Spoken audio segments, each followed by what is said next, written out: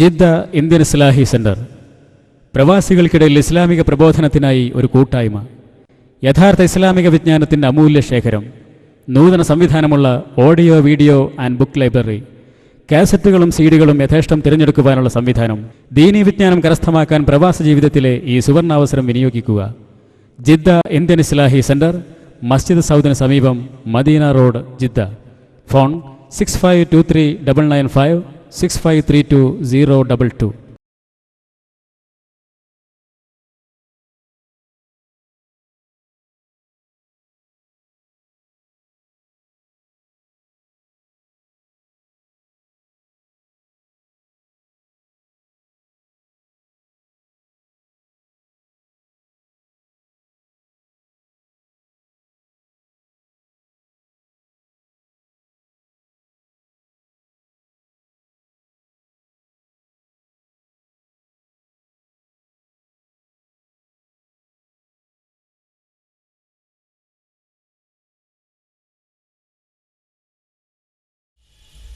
أعوذ بالله من الشيطان الرجيم. بسم الله الرحمن الرحيم. الحمد لله نحمده ونستعينه ونؤمن به ونتوكل عليه ونعوذ بالله من شرور أنفسنا ومن سيئات أعمالنا. من يهدي الله فلا مضل له ومن يضلل فلا هادي له. وأشهد أن لا إله إلا الله وحده لا شريك له. وأشهد أن محمدا عبده ورسوله أرسله بالهدى ودين الحق ليظهره على الدين كله ولو كره المشركون. اللهم صل على محمد وعلى آل محمد كما صليت على إبراهيم وعلى آل إبراهيم إنك حميد مجيد. اللهم بارك على محمد وعلى آل محمد كما باركت على إبراهيم وعلى آل إبراهيم إنك حميد مجيد. أما بعد فإن خير الكلام كلام الله وخير الهدي هدي محمد صلى الله عليه وسلم وشر الأمور محدثاتها وكل محدثة بدعة وكل بدعة ضلالة. أعوذ بالله من الشيطان الرجيم. يا أيها الذين آمنوا إن كثيرا من الأحبار والرهبان ليأكلون أموال الناس بالباطل ويصدون عن سبيل الله. إن نريد إلا الإصلاح ما استطعت وما توفيقي إلا بالله عليه توكلت وإليه أنيب. رب اشرح لي صدري ويسر لي أمري واحلل عقدة من لساني يفقهوا قولي. اللهم لولا أنت ما اهتدينا ولا تصدقنا ولا صلينا فأنزل سكينة علينا وثبت الأقدام إن لاقينا.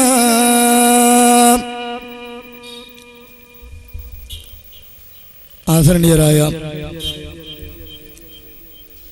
രക്ഷിതാക്കളെ, സദസ്സിലും പരിസരത്തും ശബ്ദം കേട്ടുകൊണ്ടിരിക്കുന്ന സ്നേഹസമ്പന്നരായ സഹോദരന്മാരെ, സഹൃദയരായ നാട്ടുകാരെ, അസ്സലാമു അലൈക്കും വറഹ്മത്തുള്ളാഹി വബറകാതുഹു.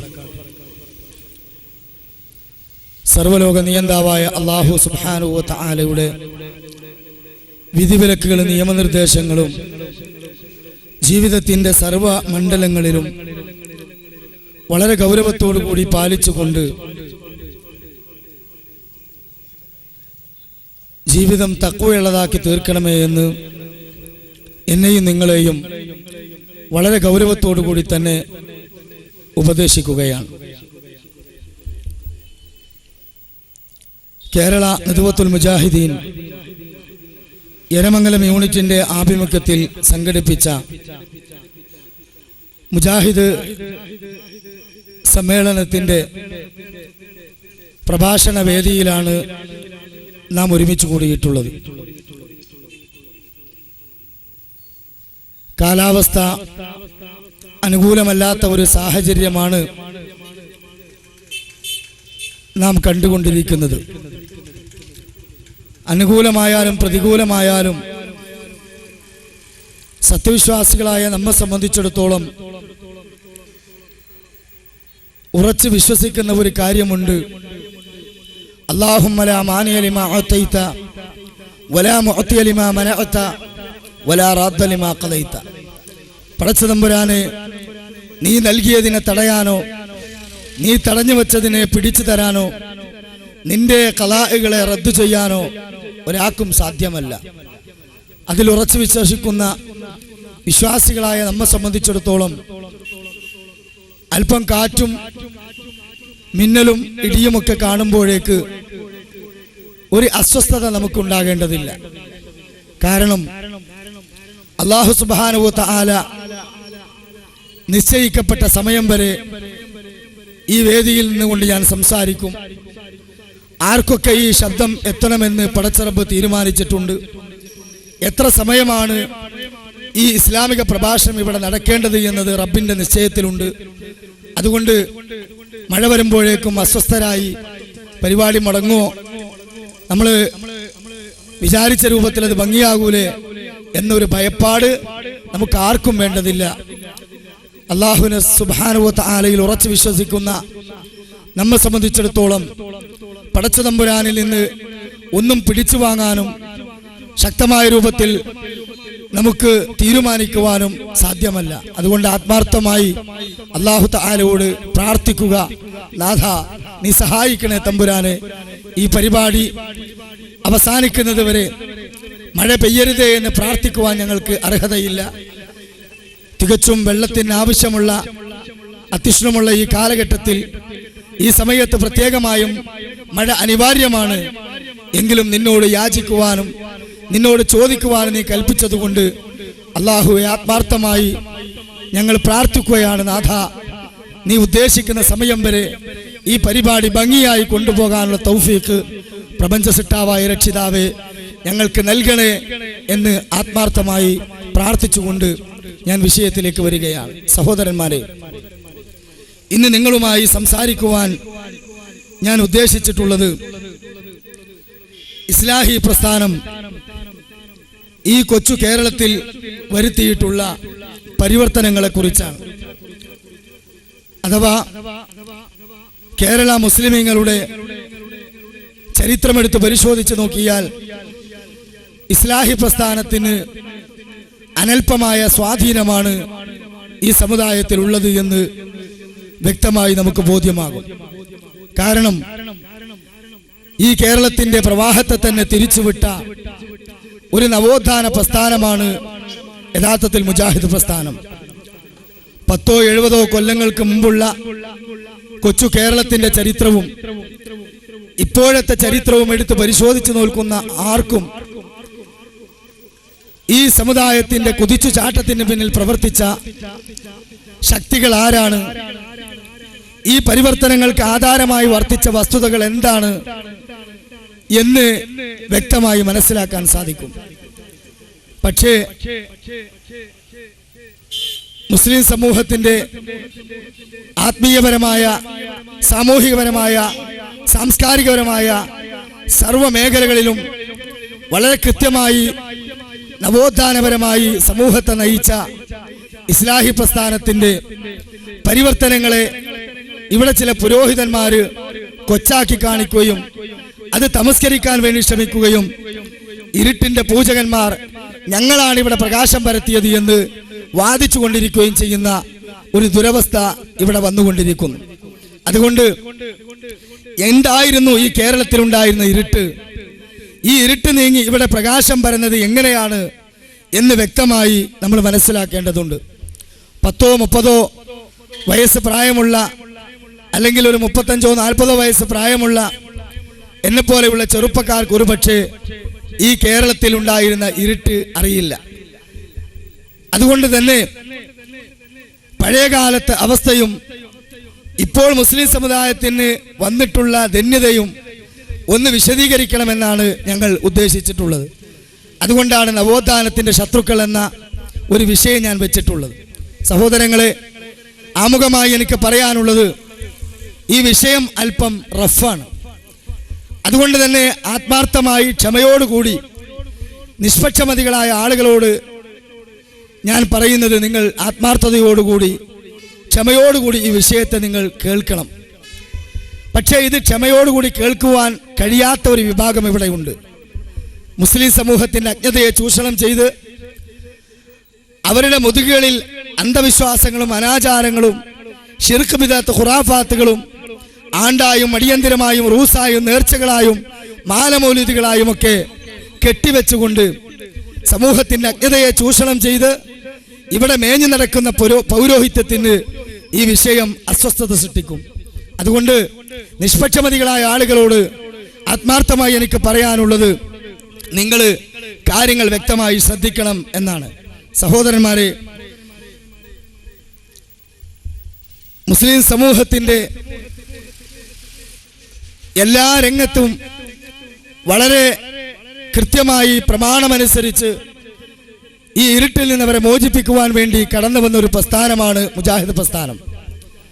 നമുക്കറിയാം 19-ാം നൂറ്റാണ്ടിലെ മലബാർ മുസ്ലിമീങ്ങളുടെ അവസ്ഥയും 1921 ശേഷം മുസ്ലിം സമൂഹത്തിലുണ്ടായിട്ടുള്ള കക്ഷിവഴക്കുകൾ തീർക്കുന്നതിന് വേണ്ടി കൊടുങ്ങല്ലൂർ എറിയാട് നിന്നും ആരംഭിക്കപ്പെട്ട ആ ഒരു നിഷ്പക്ഷ സംഘം അല്ലെങ്കിൽ ഒരു മധ്യസ്ഥ വിഭാഗം പിന്നീട് കേരളത്തിൻ്റെ പല ഭാഗങ്ങളിലേക്കും വ്യാപിക്കുകയും അങ്ങനെ മുസ്ലിം സമൂഹത്തിൽ അരങ്ങേറിക്കൊണ്ടിരിക്കുന്ന അന്ധവിശ്വാസങ്ങളും അനാചാരങ്ങളും അതുപോലെ തന്നെയുള്ള കക്ഷിവഴക്കുകളും എല്ലാം ഖുർആനിന്റെയും സുന്നത്തിന്റെയും വെളിച്ചത്തിലേക്ക് പ്രമാണങ്ങളിലേക്ക് തിരിച്ചു കൊണ്ടുവന്നാൽ മാത്രമേ അതെല്ലാം തീരുകയുള്ളൂ എന്ന് ജനങ്ങളെ മനസ്സിലാക്കി കൊടുക്കുകയും അതിൻ്റെ അടിസ്ഥാനത്തിൽ പണ്ഡിതന്മാർ ഒരുമിച്ച് കൂടിക്കൊണ്ട് 1924 കേരള ജംഇയ്യത്തുൽ ഉലമ അഹ്ലുസ് സുന്ന വൽ ജമാഅ എന്ന ഒരു പണ്ഡിത സംഘടനയ്ക്ക് രൂപം കൊടുക്കുകയും ചെയ്തു.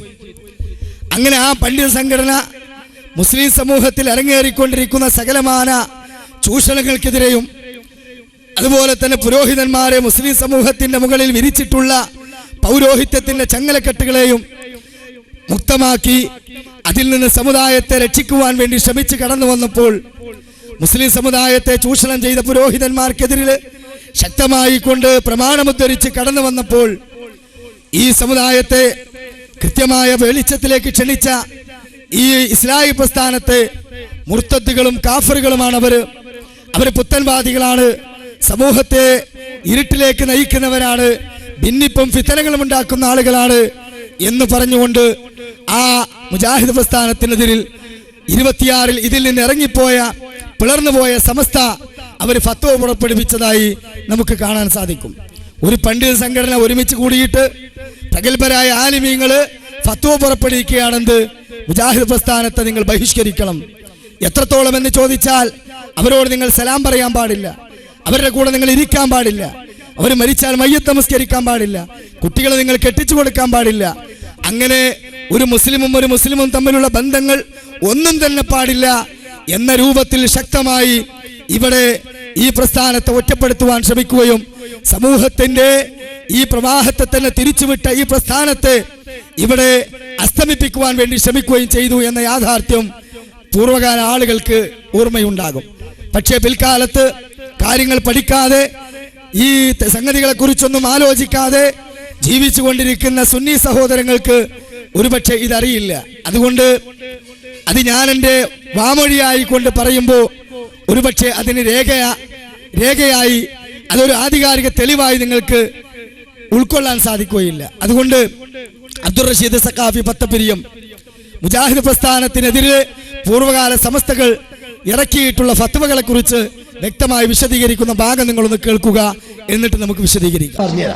അതേതായിരുന്നാലും അതിൽ മുബത്തദീങ്ങളുമായി പെരുമാറേണ്ട ചുരുക്ക സംഗതികൾ. ആരാ മുബത്തദീ? വഹാബി, മൗദൂദി, തബ്ലീഗ്, കള്ളത്തരീഖ് ഒക്കെ ഇവരോട് പെരുമാറേണ്ടത്. അവരുമായി കൂടി പെരുമാറാതിരിക്കുക, കണ്ടുമുട്ടിയ സലാം പറയാതിരിക്കുക, സലാം പറഞ്ഞ മടക്കാതിരിക്കുക, അവരുമായി വിവാഹം നടത്താതിരിക്കുക, പിന്തുടർന്ന് നിസ്കരിക്കാതിരിക്കുക. അപ്പം മാപ്പിള ജാതികൾ തമ്മിൽ ഒരു ബന്ധം പറ്റൂല. മറ്റേപ്പം പൈസ കടം വാങ്ങിയാൽ പേര് കുട്ടീനൊക്കെ ഒന്നും വാങ്ങൂല. നമ്മൾ പെരിയിൽ തെങ്ങ് തടം തുറക്കാൻ അത് നമ്മൾ കടുങ്ങനും വിളിച്ചല്ലേ. അങ്ങനെ മുസ്ലിം തമ്മിലുള്ള ബന്ധം അത് ഈ വിവാഹം, സലാം പറിച്ചില്ല, തുറന്നു കയറിച്ചില്ല, ഇതൊന്നും പറ്റൂല. ഇത് തീരുമാനിക്കുന്നത് ആരാണ്? അന്ന് അഹമ്മദ് ഖാൻ മുസ്ലിയാർ ഷാലിയാത്തി, രണ്ട് കുത്തബി മുഹമ്മദ് മുസ്ലിയാർ. പ്രായമുള്ള ആൾക്കാർക്ക് എന്നെക്കാളും പരിചയമുണ്ടോ അല്ലേ? പാമ്പ് കടിച്ചിട്ട് കുത്തബിക്കൊന്നും പറ്റിയില്ല, പാമ്പ് എത്തുകയുന്ന കറാമത്ത് കാട്ടിയ മനുഷ്യനാണ്. ആണല്ലോ. അപ്പൊ പാമ്പ് കടിച്ചിട്ട് കുത്തുബിക്കൊന്നും പറ്റിയില്ല, കറാമത്ത് കാട്ടിയ മനുഷ്യനാണ്. അത് പാമ്പ് വേലാസനെ കടിച്ചാലും പാമ്പ് ചാകാനല്ലാതെ മൂപ്പർക്കും യാതൊന്നും പറ്റൂല. അതൊന്നും ഒരു കറാമത്തായിട്ട് പറയേണ്ട കാര്യമില്ല. പക്ഷെ വിഷയം നമ്മൾ പറയാ, എന്താ പറഞ്ഞത്? ആധികാരിക പണ്ഡിതന്മാര് പറഞ്ഞതാണെന്ത്? ഒരു അമുസ്ലിം സഹോദരനോട് പോലുമുള്ള ബന്ധം മുബത്തദികളായ മുർത്തദ്ദികളായ മുജാഹിദുകളോട് പാടില്ല. സഹോദരങ്ങളെ, എന്തുകൊണ്ടാണ് പുരോഹിതന്മാർക്ക് പൗരോഹിത്യത്തിന് ഇത്രമാത്രം വെറുപ്പ് ഈ പ്രസ്ഥാനത്തിനോട്, ഇതിന്റെ വക്താക്കളോടെന്ന് ചോദിച്ചാൽ, മുസ്ലിം സമൂഹത്തിന്റെ അജ്ഞതയെ ചൂഷണം ചെയ്തുകൊണ്ട് നിരവധി വികലമായ വിശ്വാസങ്ങളും അബദ്ധമായ പല ധാരണകളും ഈ മുസ്ലിം സമുദായത്തിലേക്ക് കടത്തിക്കൊണ്ടുവന്ന് അവരെ നുഖം വെച്ചുകൊണ്ട് പൗരോഹിത്യം മേഞ്ഞു നടക്കുമ്പോൾ ആ ചങ്ങലക്കെട്ടുകളിൽ അവരെ മുക്തമാക്കി ഭൗതികമായും ആത്മീയ രംഗത്തേക്ക് ഉയർത്തിക്കൊണ്ടുവന്ന് സാമൂഹിക സാംസ്കാരിക രംഗത്ത് മുസ്ലിം സമുദായത്തിന് നല്ല ഒരു അഭിമാനത്തിന്റെ മുഖം കാഴ്ചവെച്ചു കൊടുത്ത ഏക പ്രസ്ഥാനം അത് മുജാഹിദ് പ്രസ്ഥാനമാണ് എന്ന് ചരിത്രങ്ങൾ നിഷ്പക്ഷമായി പഠിക്കുന്ന ആളുകൾക്കൊക്കെ വ്യക്തമായി അറിയാം. അതുകൊണ്ട് തന്നെ ഈ ഇരുട്ടിൽ നിന്ന്, ഈ പുരോഹിതന്മാരെ ചങ്ങലക്കെട്ടുകളിൽ നിന്ന് ഖുർആനിന്റെ സുന്നത്തിന്റെ വെളിച്ചത്തിലേക്ക് പോകരുത്, കേൾക്കരുത്, അറിയരുത്, ഇരിക്കരുത് എന്നൊക്കെയുള്ള ഫത്വകളെല്ലാം ഭേദിച്ചുകൊണ്ട് ആളുകൾ ഇതുപോലെ നിന്ന് കേൾക്കുകയും ആളുകൾ നമ്മുടെ സീഡികൾ വാങ്ങുകയും പ്രഭാഷണങ്ങൾ കേൾക്കുകയും ലഘുലേഖകൾ വായിക്കുകയും അങ്ങനെ മുജാഹിദ് പ്രസ്ഥാനം ഒരിക്കലും തള്ളപ്പെടേണ്ട ഒരു പ്രസ്ഥാനമല്ല, മറിച്ച് അത് ഭൗതികമായും ആത്മീയമായും ഗുണമുള്ള ഏക പ്രസ്ഥാനമാണ് എന്ന് ആളുകൾക്ക് ബോധ്യമായി. അങ്ങനെ ഈ പിന്തിരിപ്പൻ ഉലമാ സംഘടനകളുടെ ഫത്വകളെ കാറ്റിൽ വലിച്ചെറിഞ്ഞ് സമുദായം ഉണർന്നു വന്നപ്പോൾ ഇപ്പൊ ആ ഫത്വകളെ കുറിച്ച് പറയുമ്പോൾ, ചോദിക്കുമ്പോൾ അവർക്ക് ലജ്ജയാണ്. ഇപ്പൊ അങ്ങനെയുള്ള ആ തരത്തിലുള്ള ഫത്വകളും അങ്ങനെയുള്ള രൂക്ഷതകളുമൊക്കെ ഒഴിവായി ഒന്ന് മൃദുലമായിട്ടുണ്ട്. അതുകൊണ്ട് തന്നെ ഇപ്പൊ ചില മുഖാമുഖങ്ങളിൽ ആളുകൾ ചോദിക്കുകയാണെന്ത്, അല്ല നിങ്ങൾ സമസ്തക്കാര് ആദ്യകാലത്ത് പ്രഖ്യാപിച്ചിരുന്ന ഫത്വ പ്രഗത്ഭരായ പണ്ഡിതന്മാർ പറഞ്ഞത്, അതിനെ തുടർന്ന് ചില ആളുകളൊക്കെ എഴുതിയ പുസ്തകങ്ങളിലൊക്കെ ഉണ്ടല്ലോ, നമസ്കരിക്കാൻ പാടില്ല, അവരോട് കൂടാൻ പാടില്ല, സലാം ചെല്ലാൻ പാടില്ല, എന്താണ് ഇതിന്റെ ഹുക്കുമ് എന്ന് ചോദിച്ചപ്പോൾ പഴയകാല സമസ്തയുടെ ആധികാരിക പണ്ഡിതന്മാര് അവരുടെ താളുകളിൽ രേഖപ്പെടുത്തിയ പ്രമേയങ്ങൾ ഇന്ന് കാറ്റിൽ പറത്തി സമുദായത്തിന്റെ മുന്നിൽ നടക്കുന്ന മുജാഹിദ് പ്രസ്ഥാനത്തെ ഒറ്റപ്പെടുത്തുന്നത് നഷ്ടമാണ്, ക്ഷീണമാണ് എന്ന് മനസ്സിലാക്കിയ പുരോഹിതന്മാർക്ക് തിരുത്തി പറയേണ്ടി വന്ന ഗതികേടിലേക്കാണ് കാലം നീങ്ങിയിട്ടുള്ളത്. അതുകൊണ്ട് കണ്ണൂര് വെച്ച് സമസ്തയുടെ പ്രഗത്ഭ നേതാക്കന്മാരുമായി നടന്ന ഒരു മുഖാമുഖത്തിൽ ഒരു ചോദ്യകർത്താവിന് നൽകുന്ന ഉത്തരം നിങ്ങളൊന്ന് കേട്ടു. നേരത്തെ പറഞ്ഞതുപോലെ സമസ്തയുടെ ലക്ഷ്യങ്ങൾ പറഞ്ഞ കൂട്ടത്തിൽ ഈ പ്രസ്ഥാനക്കാരെ എതിർക്കാൻ തന്നെയാണ് നമ്മുടെ സമസ്ത രൂപീകരിച്ചത് എന്ന് പറഞ്ഞു. അതുകൊണ്ട് ഇത് മാത്രമേ പുഷ്ടപ്പെട്ടിട്ടില്ല. അതുപോലെ അപ്പോൾ വിദായി പ്രസ്ഥാനക്കാരുടെ മയ്യത്ത് നിസ്കരിക്കാൻ പാടില്ല, അതുപോലെ അവരോട് സലാം പറയാൻ പാടില്ല, സലാം പറഞ്ഞാൽ മടക്കാൻ പാടില്ല, അവരെ കുട്ടികളെ വിവാഹം ചെയ്യാൻ പാടില്ല എന്നെല്ലാം ഉണ്ട്. ഇതിലെല്ലാം ബഹുമാനയുടെ കണ്ണിയത്ത് ഉസ്താദെല്ലാം ഫത്വയും നൽകിയിട്ടുണ്ട്. എങ്കിൽ ഇപ്പോൾ ഞങ്ങളുടെ എല്ലാം നേതാവ് ബഹുമാന കാന്തപുരം എ പി അബൂബക്കർ മുസ്ലിയാരുടെ ധിക്കരിച്ചുകൊണ്ട് മറുവശത്തേക്ക് പോയി ഇപ്പൊ മറുവശത്തിലുള്ള ജലീൽ സഖാഫി എഴുതിയൊരു പുസ്തകമുണ്ട്. അതിൽ മുജാഹിദുകളുടെ മയ്യത്ത് നിസ്കരിക്കുന്നതിൽ തെറ്റില്ല, ഇസ്ലാമികൾ തെറ്റില്ല എന്ന് എഴുതിയിരിക്കുന്നു. അതിന്റെ അവതാരിക എഴുതിയ ബഹുമാനയുടെ ചെറുശ്ശേരി സൈനുദ്ദീൻ മുസ്ലിയാർ അവർകളാണ്. അതുപോലെ അതിന് അനുമോദനം എഴുതിയിട്ടുള്ളത് ബഹുമാനപ്പെട്ട ഈ സ്റ്റേജിൽ തന്നെയുള്ള ബഹുമാന അബ്ദുൽ സമീദ് സാഹിബ് അവർകളാണ്. ഇതിനെ കുറിച്ച് എന്താണ് നിങ്ങൾക്ക് ഈ വിഷയത്തെ സംബന്ധിച്ച് എന്ത് നിലപാടാണ് നിങ്ങൾക്ക് പറയാനുള്ളത്? അതൊരു മസ്അലാപരമായ വിഷയമാണ്. അതിൽ ഫുഖഹാ എന്തു പറഞ്ഞു എന്നാണ് അതിൽ നമുക്ക് ചൂണ്ടിക്കാണിക്കാനുള്ളത്. AP വിഭാഗത്തിനെ വിമർശിച്ചു എന്നുള്ളത് കൊണ്ട് വിഷമിക്കൊന്നും വേണ്ട. AP വിഭാഗത്തിൽ ഫിഖ്ഹിന്റെ കിതാബ് അർത്ഥം വെക്കാൻ കഴിയുന്ന ഒരാളുണ്ടെങ്കിൽ ബിദ്അത്തുകാർക്ക് മയ്യിത്ത് നിസ്കരിക്കൽ ഹറാമാണ് എന്നോ പാടില്ല എന്നോ പറയുന്ന ഏതെങ്കിലും ഒരു ഭാഗം ഷാഫി മദ്ഹബിലെ ഒരു ഉദ്ധരണി ഉണ്ടെങ്കിൽ അത് കൊണ്ടുവന്നാൽ ആ വിഷയം അവസാനിക്കും.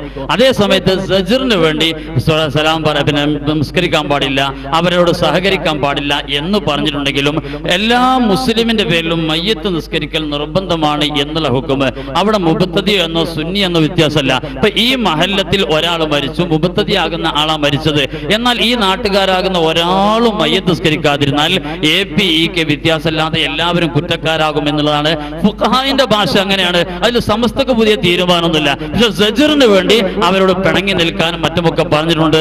സജ്റിന് വേണ്ടി അല്ലാത്ത സമയത്ത് പിണങ്ങി നിൽക്കേണ്ട ആവശ്യമില്ല എന്നുള്ളതാണ്. അപ്പൊ ഈ വിഷയത്തിൽ ആത്യന്തികമായിട്ട് പറയാനുള്ളത് ബിദ്അത്തുകാർക്ക് മയ്യത്ത് നിസ്കരിക്കാൻ പാടില്ല എന്നുള്ള വാദം ഫുഖഹായിന് പോലും ഇല്ല എന്നുള്ളതാണ് ശരി.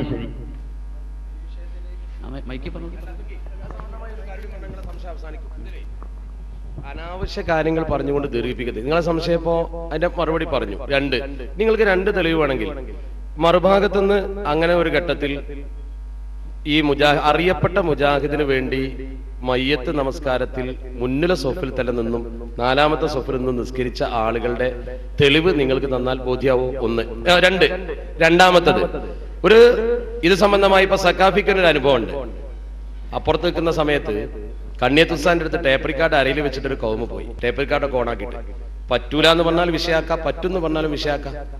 കണ്ണിയത്തുസാദിന്റെ സൈലൻസ് ഉറക്കെ ചോദിച്ചു ഇവരോട്, നിങ്ങൾ പറഞ്ഞ മുജാഹിദ് മുസ്ലിമോ കാഫറോ എന്ന് ചോദിച്ചു. ടേപ്പ് റിക്കാർഡ് ഓഫാക്കി പോകുന്ന കൂട്ടത്തിലാ മൂപ്പര്. ഇനി വേണ്ടല്ലോ, അത്രേ ഉള്ളൂ. നേരത്തെ പറഞ്ഞ ഈ സജറിന്റെ വിഷയം എന്ന് പറഞ്ഞാൽ അപ്പോ ഈ നേരത്തെ ഫത്വ കൊടുത്തിട്ടുണ്ടല്ലോ ഈ വിഷയത്തിൽ പാടില്ല എന്ന്. അപ്പൊ അവർക്ക് ഇത് മനസ്സിലാക്കിയിട്ടില്ലായിരുന്നോ?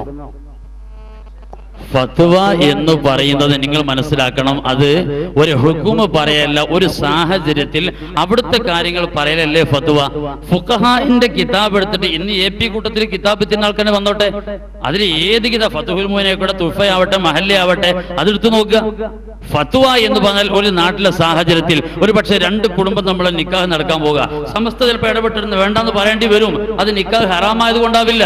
ആ നാട്ടിലെ സാഹചര്യത്തിൽ ഇടപെട്ട് സംസാരിക്കുന്ന ഒരു വിധി എന്നല്ലാതെ അത് മസാല പറഞ്ഞതല്ല. ഹുക്കുമ് പറയുമ്പോൾ അത് സൂക്ഷ്മമായി ഫുഖഹാ പറഞ്ഞതേ പറയാൻ പറ്റുള്ളൂ. അപ്പൊ ഫത്വ എന്ന് പറയുമ്പോൾ ഇദ്ദേഹം പറഞ്ഞ പ്രത്യേക സാഹചര്യം അനുസരിച്ചാണ് കൊടുക്കുന്നത്. പക്ഷെ സമസ്ത എന്ന് പറഞ്ഞ ആധികാരിക സംഘടന കേരളത്തിലെ ഈ സമസ്ത എന്താണ് പറയുന്നത്, ഈ വിഷയത്തിൽ എന്ത് പറയുന്നു എന്നായിരിക്കും കേരള ജനങ്ങൾ നോക്കുക. അപ്പൊ മയ്യിത്ത് നിസ്കാരം എന്ന് പറഞ്ഞാൽ മുസ്ലിങ്ങളെ ബാധിക്കുന്ന പ്രശ്നമാണ്. ആ വിഷയത്തെ കുറിച്ച് ചോദിക്കുമ്പോൾ അപ്പൊ ആ നിലക്കായിരിക്കും മറുപടി ഉണ്ടാവുക. അപ്പോൾ അതിനെ കുറിച്ച് എന്ത് പറയും? ഈ വിഷയം ഇവിടെ അവസാനിപ്പിക്കാം, പെട്ടെന്ന് പറയട്ടെ. ഈ ഒരു ഫത്വ കഴിഞ്ഞിട്ടാണല്ലോ കാന്തപുരത്ത് ചേർപ്പാക്കുറി കുഞ്ഞഹമ്മദ് മാസ്റ്റർ എന്ന് പറയുന്ന സാക്ഷാൽ വഹാബി നിസ്കരിച്ചപ്പോ AP അബൂബക്കർ മൗലവിപ്പെട്ട് മയ്യിത്ത് നിസ്കരിച്ചത്. സാക്ഷാൽ വഹാബിക്ക് പൂനൂർ ഉണ്ണിക്കുളം പഞ്ചായത്തിലെ പൂനൂരിന് സമീപത്തുള്ള ചേപ്പാലത്ത് പോയാൽ ഇന്നും അവിടുത്തെ സുന്നി AP-കാരും പറയും, മുജാഹിദ് പറയും AP നിസ്കരിച്ചു എന്നുള്ളത്. അത് നിഷേധിക്കൂല. അപ്പൊ അദ്ദേഹത്തിന് അതൊക്കെ ആവാം എന്ന് പറയുമ്പോ മസലപരമായിട്ട് തെറ്റല്ല അദ്ദേഹത്തിന് അറിയാം. പിന്നെ എവിടെയെങ്കിലും സമസ്ത പറഞ്ഞെങ്കിൽ അത് അവിടുത്തെ സാഹചര്യം. സമസ്തയുടെ അന്നും ഇന്നുമുള്ള വാദം ഫുഖഹാ പറഞ്ഞതുപോലെ മയ്യിത്ത് നിസ്കരിക്കൽ ഹറാമാണ് എന്ന് എവിടെയും പറഞ്ഞിട്ടില്ല. അങ്ങനത്തെ വാദം സമസ്ത പറഞ്ഞിട്ടില്ല. ഉണ്ടെങ്കിൽ ഇത് കൊണ്ടുവന്നോളൂ, സമസ്ത പറഞ്ഞിട്ടുണ്ടെങ്കിൽ. എങ്ങനെ സഖാഫി പറഞ്ഞ എഴുതിയത് യാതൊരു പ്രശ്നം ഇസ്ലാമിയുമായിട്ട് യാതൊരു തെറ്റില്ല എന്ന് പറയുമ്പോൾ അവിടെ ഒരു കൊട്ടേഷൻ കൊടുക്കണ്ടേ? ഇങ്ങനെയാണെങ്കിൽ അതെ, ഒരു മുജാഹിദ് മരിച്ചാൽ അദ്ദേഹത്തിന് നിസ്കരിക്കുന്നത് തെറ്റല്ല. അത് ഫുഖഹാന്റെ ഭാഷയാണ്. അത് സഖാഫിയുടെ ഭാഷയല്ല, സുരസൈദ് ഉസ്താദിന്റെ ഭാഷയല്ല, അത് ഫുഖഹാന്റെ ഭാഷയാണ്. ആ ഭാഷ തെറ്റാണെങ്കിൽ ഇബ്നു ഹജർ തങ്ങൾക്ക് പഴച്ചു എന്ന് പറയേണ്ടി വരും, ബഹുമാനപ്പെട്ട മഖ്ദൂബ് തങ്ങൾക്ക് പഴച്ചു വേണ്ടി വരും. ഇങ്ങനത്തെ സ്വാലിഹ്യങ്ങൾ പഴച്ചു എന്ന് പറയല ഏപ്പിന്റെ നിങ്ങളൊക്കെ താല്പര്യം. അതാണ് നമ്മൾ മനസ്സിലാക്കേണ്ടത്. നിങ്ങളെ നാട്ടില് ഒരാൾ മരിച്ചു, എല്ലാ ആളുകളും ആ നാട്ടില് ഇയാൾ മരിച്ച സ്ഥാനത്ത് അയാൾ മുജാഹിദാണ്, അയാൾ അറിയപ്പെടുന്ന വിദേഹത്തുകാരനാണ്. ഒരാളും അയാളെ പേരിൽ മയ്യിത്ത് നിസ്കരിക്കാതിരുന്നാൽ ആ മഹല്ലിലെ മോമിനികളെ ഹുക്കുമെന്താ? അവർക്ക് ശിക്ഷ ഉണ്ടാവുമല്ലേ? അതിന്റെ ഹുക്കുമ് പറയും. അതായത് അങ്ങനെ ഒരു നാട്ടിൽ അങ്ങനെ മരിച്ചു അതായതല്ല അതായതല്ല ഞാൻ ചോദ്യം സദസ്സ് ഇളകരുത്. നിങ്ങളുടെ മഹലിൽ ഒരു മുസ്ലിമായ മനുഷ്യൻ, മുബത്തദിയായ മനുഷ്യൻ മരിച്ചു. മുബത്തദി മുസ്ലിമാണല്ലോ, അവൻ മരിച്ചു. അവന്റെ മയ്യത്ത് നിസ്കരിക്കാതെ മറമാടാൻ ഒരു ഹുക്കുമുണ്ടെങ്കിൽ പറ. സഹോദരങ്ങളെ, അപ്പൊ ആധികാരിക പണ്ഡിതന്മാര് ആദ്യകാലത്ത് പാസാക്കിയ പ്രമേയം അതൊക്കെ യഥാർത്ഥത്തിൽ കാലഘട്ടം തള്ളിക്കളഞ്ഞിട്ടുണ്ട്. അതുകൊണ്ട് ആ തരത്തിലുള്ള രൂക്ഷതയും ആ തരത്തിലുള്ള കടിച്ചുകീറലും അതുകൊണ്ടൊന്നും നമുക്ക് നിലനിൽക്കാൻ പറ്റില്ല എന്നുള്ള ബോധത്തിലേക്ക് സമസ്ത മാറുകയും പിന്നീട് അത് സ്ഥാപിക്കുവാൻ തീവ്ര സുന്നികൾ ശ്രമിക്കുമ്പോൾ മാർദ്ദവ സുന്നികൾ അതിനെ ശക്തിയായി എതിർക്കുകയാണ് ചെയ്യുന്നത്. ചുരുക്കി പറഞ്ഞാൽ മുജാഹിദ് മുർത്തദിയാണ്, മുർത്തദ്ദാണ്, അവരോട് കൂടാൻ പാടില്ല, ഇരിക്കാൻ പാടില്ല എന്നൊക്കെ പറഞ്ഞിട്ടുണ്ടെങ്കിലും രണ്ട് കൂട്ടർ ഇപ്പൊ കൂടുന്നുണ്ട്, ഇരിക്കുന്നുണ്ട്. ചുരുക്കി പറഞ്ഞാൽ മുജാഹിദുകള് മുസ്ലിങ്ങളാണെന്നും അവരെ സമൂഹത്തിൽ അംഗീകരിക്കപ്പെടേണ്ടവരാണെന്നും രണ്ട് കൂട്ടർ സമ്മതിക്കുന്നുണ്ട് ഇപ്പൊ നമുക്ക് മനസ്സിലായി. അപ്പോ ഈ തരത്തിൽ മുജാഹിദ് പ്രസ്ഥാനത്തെ വിമർശിക്കുകയും പരമാവധി ജനസമൂഹത്തിൽ തേജോധ ചെയ്യാൻ ശ്രമിക്കുകയും ചെയ്യുന്ന ആളുകളിൽ പോലും ഇസ്ലാഹി പ്രസ്ഥാനം സ്വാധീനം ചെലുത്തിയിട്ടുണ്ട് എന്നാണ് ഞാൻ പറഞ്ഞു വരുന്നത്. നിങ്ങൾക്കറിയുമോ, അല്ലാഹു സുബ്ഹാനഹു വ തആല ലോകത്തുള്ള മുഴുവൻ മനുഷ്യർക്കും വേണ്ടി അവരുടെ ഇഹപര വിജയത്തിന് ആവശ്യമായിട്ടുള്ള ആധാരമായി അല്ലാഹു സുബ്ഹാനഹു വ തആല അന്ത്യപ്രവാചകനായ അഷ്റഫുൽ ഖൽഖ് റസൂലുള്ളാഹി സ്വല്ലല്ലാഹു അലൈഹി വസല്ലമയിലൂടെ ലോകത്തുള്ള മുഴുവൻ മനുഷ്യർക്കും വേണ്ടി ഇറക്കപ്പെട്ടതാണെന്ന് അല്ലാഹു സുബ്ഹാനഹു വ തആല ഇറക്കപ്പെട്ട ഗ്രന്ഥമാണ് ഖുർആൻ. കിതാബുൻ അൻസൽനാഹു ഇലൈക ലിതുഖ്രിജൻ നാസ മിനൽ ദുലുമാതി ഇലൻ നൂർ. സകലമായ ഇരുട്ടിൽ നിന്നും മാനവരാശികളെ വെളിച്ചത്തിലേക്ക് കൊണ്ടുവരുവാൻ പടച്ചതമ്പുരാൻ ഇറക്കിയതാണ് ഖുർആൻ.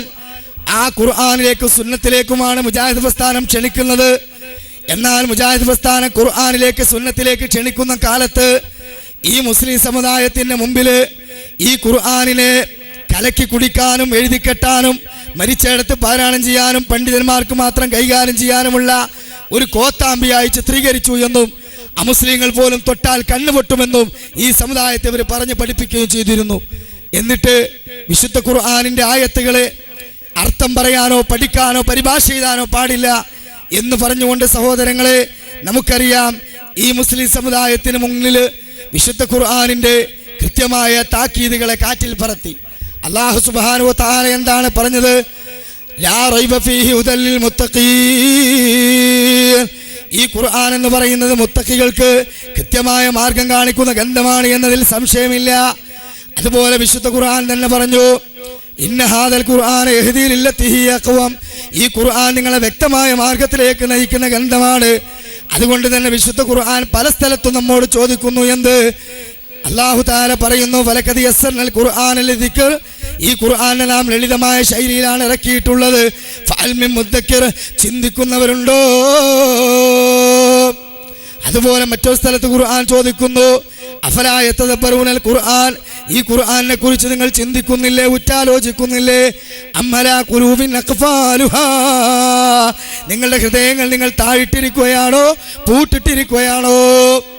അങ്ങനെ ആ ഇരുട്ടുകളിൽ നിന്ന്, സകലമായ അനാചാരങ്ങളിൽ നിന്ന്, തിന്മകളുടെ കൂമ്പാരങ്ങളിൽ നിന്ന് മരണാനന്തര ജീവിതത്തിലെ രക്ഷയ്ക്ക് വേണ്ടി, ഇഹലോകത്തിലെ സ്വസ്ഥമായ സൗഭാഗ്യകരമായ ജീവിതത്തിന് വേണ്ടി കൃത്യമായി പടച്ചതമ്പുരാൻ ഇറക്കി തന്ന ആ വിശുദ്ധ ഖുർആനിന്റെ പാന്താവിലേക്ക് ജനങ്ങളെ ക്ഷണിക്കുവാൻ വേണ്ടി മുജാഹിദ് പ്രസ്ഥാനം വ്യക്തമായി കൊണ്ട് പറഞ്ഞു. എന്ത്?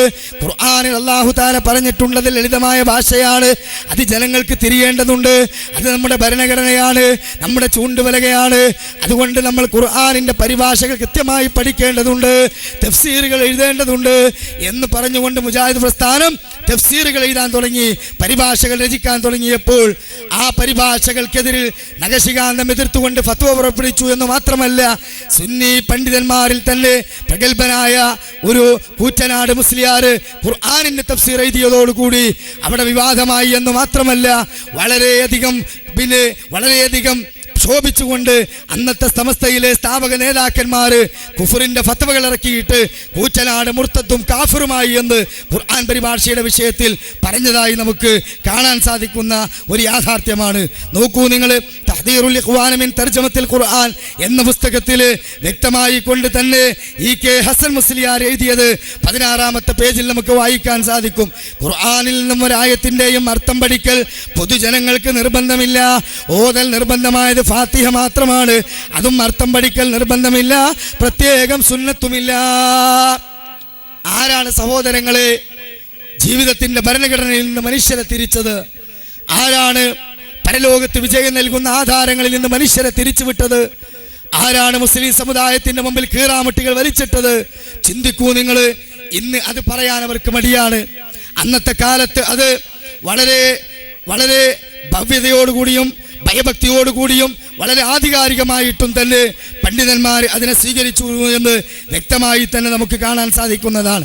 സമസ്തയുടെ ജനറൽ സെക്രട്ടറി ആയിരുന്ന EK ഹബീബക്കർ മുസ്ലിയാർ ഈ സന്ദർഭത്തിൽ അഥവാ ഹസൻ മുസ്ലിയാർ ഖുർആനിന് പരിഭാഷ പഠിക്കാൻ പാടില്ല, അതിൻ്റെ അർത്ഥം പറയാൻ പാടില്ല എന്ന ഫത്വ പുറപ്പെടുവിച്ചപ്പോൾ അതിനെ അനുകൂലിച്ചുകൊണ്ട് അന്ന് EK ഹസന് അബൂബക്കർ മുസ്ലിയാർ പ്രസംഗിച്ചത് 1982 ഫെബ്രുവരി മാസത്തിൽ പുറത്തിറങ്ങിയ സുന്നി വോയിസിൽ വ്യക്തമായി ആ പ്രസംഗം എടുത്തു കൊടുത്തിട്ടുണ്ട്. ഞാനത് നിങ്ങളെ വായിച്ച് കേൾപ്പിച്ചു തരാം. പഴയകാലത്തെ ചരിത്രമാണ്. നവോദ്ധാരത്തിന്റെ ശത്രുക്കൾ ആരാണെന്ന് വ്യക്തമായി തിരിച്ചറിയുന്ന രേഖകളാണ് ഇവിടെ വിശദീകരിക്കുന്നത്. ഖുർആൻ പരിഭാഷ നിഷിദ്ധം തന്നെ EKയുടെ വാചകമാണ്. വിശുദ്ധ ഖുർആൻ പരിഭാഷ ചെയ്യാമോ ഇല്ലയോ എന്ന പ്രശ്നം തന്നെ ഇസ്ലാമിലില്ല. ഇമാം നബവി, ഇബ്നു അജൽ ഹൈതമി തുടങ്ങിയ മഹാത്മാക്കളെല്ലാം തന്നെ വിശുദ്ധ ഖുർആൻ പരിഭാഷപ്പെടുത്താൻ പാടില്ലെന്ന് വളരെ വ്യക്തമായും തങ്ങളുടെ ഗ്രന്ഥങ്ങളിൽ രേഖപ്പെടുത്തിയിട്ടുണ്ട്. ശംസുൽ ഉലമ EK അബൂബക്കർ മുസ്ലിയാർ പ്രസ്താവിച്ചു. എന്നിട്ട് വീണ്ടും തുടരുകയാണ്. ഷെയ്ഖുന തുടർന്നു, ഞാൻ തഖ്വീമുൽ ലിസാൻ ഓതിയത് എൻ്റെ പിതാവിൻ്റെ അടുക്കൽ നിന്നാണ്. നഹ്വിൻ്റെ ഖിയാസുകൾക്ക് ഉദാഹരണമായി ഖുർആനിൻ്റെ വാക്യങ്ങൾ വരുമ്പോൾ അവയുടെ അർത്ഥം പറഞ്ഞിരുന്നില്ല. അത് ഖുർആനാണെന്നും ഹുക്കുമുകൾ മനസ്സിലാക്കിയാൽ മതിയെന്നും ഖുർആനിന് അർത്ഥം പറയാൻ പാടില്ലെന്നുമായിരുന്നു പിതാവ് പറഞ്ഞത്. അക്കാലം മുതൽ ഖുർആൻ പരിഭാഷപ്പെടുത്തുന്നത് തെറ്റാണെന്ന് ഞാൻ മനസ്സിലാക്കി. സഹോദരങ്ങളെ, നിങ്ങളൊന്ന് ആലോചിച്ച് നോക്ക്. പ്രഗത്ഭമായ ഉഖറവിയായ പണ്ഡിതന്മാരുടെ ബാധ്യത എന്താണ്? ഈ ഖുർആനിലേക്ക് സുന്നത്തിലേക്ക് തിരിച്ചുവിടലല്ലേ? കാരണം അള്ളാഹുവിൻ്റെ റസൂല് 1400 ചില്ലാനം കൊല്ലങ്ങൾക്ക് മുമ്പ് അള്ളാഹു തആലയുടെ അനുമതി പ്രകാരം ഈ ഖുർആൻ നമുക്ക് കൃത്യമായി 23 കൊല്ലം കൊണ്ട് പൂർത്തീകരിച്ച് അൽയൗമ അക്മൽതു ലക്കും ദീനക്കും വഅത്മംതു അലൈക്കും നിഅമതി വറളീതു ലക്കും ഇസ്ലാമ ദീനാ. ഇന്നേ ദിവസം നിങ്ങൾക്ക് നിങ്ങളുടെ ഖുർആൻ ഇസ്ലാമിന് ഇതാ ഇവിടെ സീൽ വെക്കപ്പെട്ടിരിക്കുകയാണ്. ആ പൂർത്തീകരിച്ച ഇസ്ലാം ദീൻ ഉണ്ടല്ലോ, ആ ഇസ്ലാം ദീന് മുന്നോട്ട് വെക്കുന്ന സിലബസ് അത് റസൂലുള്ളാഹി പറഞ്ഞു, തറക്തു ഫീക്കും അംറൈൻ, 2 കാര്യങ്ങൾ നിങ്ങളുടെ മുമ്പിൽ വിട്ടേച്ചുകൊണ്ടാണ് ഞാൻ പോകുന്നത്. ലൻ തദില്ലു മാ തമസ്സക്തും ബിഹിമാ, അത് നിങ്ങൾ മുറുകെ പിടിച്ചാൽ പിന്നെ നിങ്ങൾ ഭിന്നിക്കുകയില്ല, നിങ്ങൾ കക്ഷികളാവുകയില്ല. കിതാബല്ലാഹി വ സുന്നത്തി നബീഹി, അത് അള്ളാഹുവിൻ്റെ ഗ്രന്ഥമാകുന്ന ഖുർആനും അതിൻ്റെ വിശദീകരണമായ എൻ്റെ സുന്നത്തും. ഇത് 2 ജനങ്ങളുടെ മുമ്പിൽ നിവർത്തിക്കൊടുത്ത് പഠിപ്പിക്കേണ്ടതിന് പകരം ഈ മുസ്ലിം സമുദായത്തിന് മുമ്പിൽ ഇവർ പഠിപ്പിച്ചിരുന്നത് എന്താണെന്നറിയുമോ? സമസ്തക്കാരുടെ ആ പ്രമേയത്തിൽ നമുക്ക് കാണാൻ സാധിക്കും, കേരള മുസ്ലിമീങ്ങൾ അനേകം കൊല്ലമായിട്ട് നിരാക്ഷേപമായി നടന്നു വരുന്നതും ഇപ്പോഴും നടത്തിവരുന്നതുമായ താഴെ വിവരിക്കുന്ന കാര്യങ്ങൾ അഹ്ലു സുന്നത്തി വൽ ജമാഅത്തിന്റെ ഉലമാക്കളാൽ മതാനുസാരം സ്ഥിരപ്പെട്ടവയാണെന്നും ഇവ മതവിരുദ്ധങ്ങളാണെന്നും അഥവാ ശിർക്കാണെന്നോ പറയുന്നവര് സുന്നികളല്ലെന്നും ഇവർ ഇമാമത്തിനോ ഖതീബ് സ്ഥാനത്തിനോ ഖാദി സ്ഥാനത്തിനോ കൊള്ളരുതാത്തവരാണെന്നും ഈ യോഗം തീരുമാനിച്ചു. അപ്പോ ഈ മുസ്ലിം സമുദായത്തിന്റെ മുമ്പിൽ ഈ പണ്ഡിത സംഘടന ഫത്വ പുറപ്പെടുവിച്ചതാണ്, അവരുടെ പ്രമേയമാണ് നമ്മളിവിടെ വായിച്ചിട്ടുള്ളത്. സഹോദരങ്ങളെ, ആ പ്രമേയത്തിൽ പറഞ്ഞതെന്താണ്? താഴെ പറയുന്ന കാര്യങ്ങൾ അംഗീകരിക്കാത്തവൻ സുന്നിയല്ല എന്നുള്ളതാണ്. എന്നിട്ട് അവർ വിശദീകരിക്കുന്നത് കേട്ടോളൂ. എന്തൊക്കെയാണ്? ഖാദിരിയ, ഷാദുലിയ, റിഫായിയ മുതലായ ശരിയായ ത്വരീഖത്തുകളിലെ ശരിയായ ശേഖന്മാരുടെ കൈത്തുടർച്ചയും ഒറ്റക്കും യോഗം ചേർന്ന് നടത്തി വരാറുള്ള റാത്തീബ്, ത്വരീഖത്തുകളിലെ ദിക്റ് ചൊല്ലലും, അതുപോലെ ദലാലുൽ ഖൈറാത്ത്, ദലായിലുൽ ഖൈറാത്ത്, ഹിസ്ബുൻ നബവിയ, അസ്മാഉൽ നബവിയ, അസ്മാഉൽ ബദരിയീൻ, അസ്മാഉൽ ബദരിയീൻ, ഹിസ്ബുൽ ബഹർ മുതലായ ദിക്റുകൾ മുതലായ വിരുദുകളെ ചട്ടമാക്കലും ദിക്റുകൾ കണക്കാക്കാൻ തസ്ബീഹ്മാല ഉപയോഗിക്കലും മങ്കൂസ് മുതലായ വിരുദുകൾ ബദരിയത്ത്, അതുപോലെ ബദരിയത്ത് ബൈത്ത്, അതുപോലെ മുഹിദ്ദീൻ മാല, റിഫായി മാല മുതലായ നേർച്ചഫാട്ടുകൾ ചൊല്ലുകയും ചൊല്ലിപ്പിക്കുകയും ചെയ്യുക. ഇത് ശിഹാബുദ്ദീൻ അഹമ്മദ് കോയ ഷാലിയാത്തി പ്രഖ്യാപിച്ച ഫത്വയാണ്.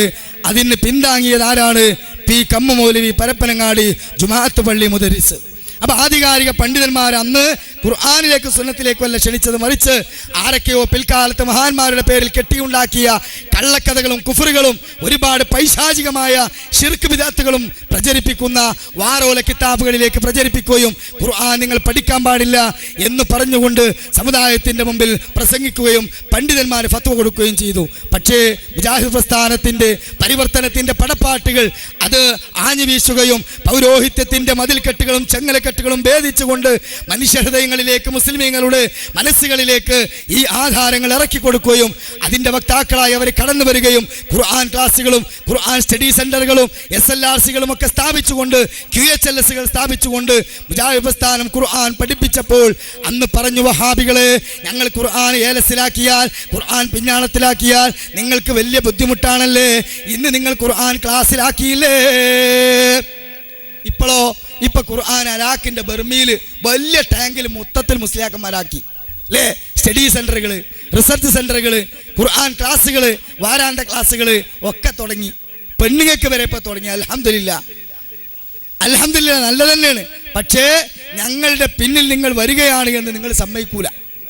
ഞങ്ങൾ ചക്കാന്ന് പറയുമ്പോൾ നിങ്ങൾ പിലാക്ക എന്ന് പറയും. ആ വ്യത്യാസമുള്ളൂ അല്ലേ. ആ വ്യത്യാസത്തിലേക്ക് നിങ്ങൾ വന്നുകൊണ്ടിരിക്കുകയാണ്. അതുകൊണ്ട് തന്നെ സഹോദരങ്ങളെ, നമുക്ക് കാണാൻ സാധിക്കും ഈ ഖുർആൻ പരിഭാഷ ഹറാമാണ് എന്ന ഫത്വകൾ ഇറക്കിയതിന് ശേഷം പിന്നീട് പന്നിപ്പേറ് പോലെ ഈ ഫത്വകളെ വലിച്ചെറിഞ്ഞുകൊണ്ട് ഖുർആനിന്റെ തഫ്സീറുകൾ ഇറങ്ങി അല്ലേ. എന്താ ഇറങ്ങിയത്? KV കൂറ്റനാടിന്റെ പരിഭാഷ 5 വാള്യങ്ങൾ. അപ്പോഴേക്കും അതാ TK അബ്ദുള്ള മുസ്ലിയാർ മാട്ടൂലിൻ്റെത്, PMSA പൂക്കോയ തങ്ങളുടെ അവതാരികയോടുകൂടി പുറത്തിറങ്ങി. അപ്പൊ കുറച്ച് കഴിഞ്ഞപ്പോഴേക്കതാ പൊന്നാനി മഖ്ദൂം തങ്ങളുടെ ഖുർആൻ പരിഭാഷ, കുറച്ച് കഴിഞ്ഞപ്പോഴേതാ പന്താവൂരിന്റെ ഉൾസാര വ്യാഖ്യാനം. കണ്ടോ, ഖുർആന് സാരം തന്നെ പാടില്ല എന്ന് പറഞ്ഞോല് ഉൾസാരം തേടി നടക്കുന്ന ഗതികേടിലേക്ക് മാറി എന്നതാണ് നവോത്ഥാനത്തിന്റെ ശത്രുക്കൾ എന്ന വിഷയത്തിൽ പ്രസക്തമായി പറയാനുള്ളത്. സഹോദരങ്ങളെ, അത് കഴിഞ്ഞപ്പോഴേക്കതാ മുസ്തഫൽ ഫൈസി എന്ന ദജ്ജാലിന്റെ വേറെ പരിഭാഷ. മൂപ്പറയാൻ ദജ്ജാലിനെ വിളിച്ചത് വെറുതല്ല.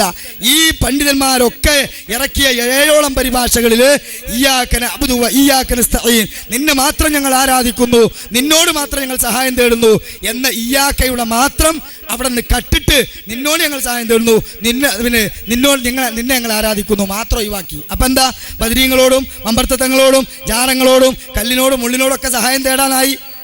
അങ്ങനെ തൗഹീദിന്റെ മർമ്മത്തെ തന്നെ ഊരിയെടുത്തിട്ട് ഖുർആൻ പരിഭാഷ മുസ്തഫൽ ഫൈസി ഇറക്കി.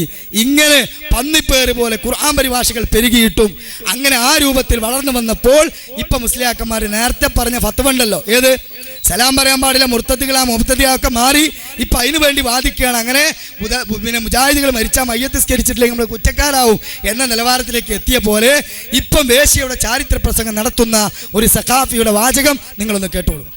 നമ്മളെന്തേ വഴിക്ക് ചിന്തിക്കാനിയാൽ അള്ളാടെ കുഴപ്പമില്ല, ഖുർആന്റെ കുഴപ്പമില്ല. ഖുർആനിൽ എഞ്ചിനീയറെ പറ്റി പറഞ്ഞു, എഞ്ചിനീയറെ പറ്റിയും പറഞ്ഞു, എഞ്ചിനീയറിങ്ങിനെ പറ്റിയും പറഞ്ഞു, ടെക്നീഷ്യനെ പറ്റി പറഞ്ഞു, ടെക്നോളജിയെ പറ്റി പറഞ്ഞു. പക്ഷേ നാം ഖുർആനിനെ വെറും മരിച്ചടത്ത് ഓതുന്ന വേദഗ്രന്ഥമായി അലമാറയിൽ വെച്ച് കൂട്ടിവെച്ചു. പ്രിയപ്പെട്ടവരെ, ഖുർആൻ എന്ന് പറഞ്ഞാൽ വെറും ഖബറും പുറത്ത് ഓതാനോ റമദാൻ മാസം വരുമ്പോ ഖത്തം തീർത്ത് ഓതാനുള്ള കേവലം ഒരു ഗ്രന്ഥം മാത്രമല്ല, ലോകത്തിന്റെ ഭരണഘടനയാണ് ഖുർആൻ. എല്ലാ വിവരവും എല്ലാ വിദ്യാഭ്യാസവും എല്ലാ കാര്യങ്ങളും അല്ലാഹു പരിശുദ്ധ ഖുർആനിൽ ഇറക്കിയിട്ടുണ്ട്. അത് ലോകത്തിന്റെ ഭരണഘടനയാണ്. ഏത് വിഷയത്തിനോ നിങ്ങൾ പരിഹാരം കാണേണ്ടത് പരിശുദ്ധ ഖുർആനിലൂടെയാണ്. അപ്പോ മുജാഹിദ് പ്രസ്ഥാനത്തിന്റെ വഴിത്താരയെ ധന്യമാക്കിക്കൊണ്ട് കടന്നു വന്ന ശബ്ദങ്ങളാണ് നിങ്ങൾ കേട്ടത്. അപ്പൊ ഇസ്ലാഹി പ്രസ്ഥാനം തൊടുത്തുവിട്ട പരിവർത്തനത്തിന്റെ കാറ്റുകൾ ഈ ഖുബൂരി പുരോഹിതന്മാരുടെ ഹൃദയാന്തരങ്ങളിലൂടെ കടന്നുപോയതാണ് ഈ ശബ്ദം നമുക്ക് വ്യക്തമാക്കി തരുന്നത്. മനസ്സിലായില്ലേ? വേശ്യയുടെ ചാരിത്ര പ്രസംഗം നീ ആക്ഷേപിച്ചതല്ല. കാരണം ഈ പറഞ്ഞ സംഗതികളൊക്കെ ചെയ്തു കൂട്ടിയ പുരോഹിതന്മാര് ഇപ്പൊ നടത്തുന്ന പ്രസംഗത്തിന് അതല്ലാതെ നമ്മൾ എന്ത് ഉപമയാണ് പറയാനുള്ളത് സഹോദരങ്ങളെ? അതുകൊണ്ടാണ് ഞാൻ പറഞ്ഞ വിഷയം കുറച്ച് റഫാണ്.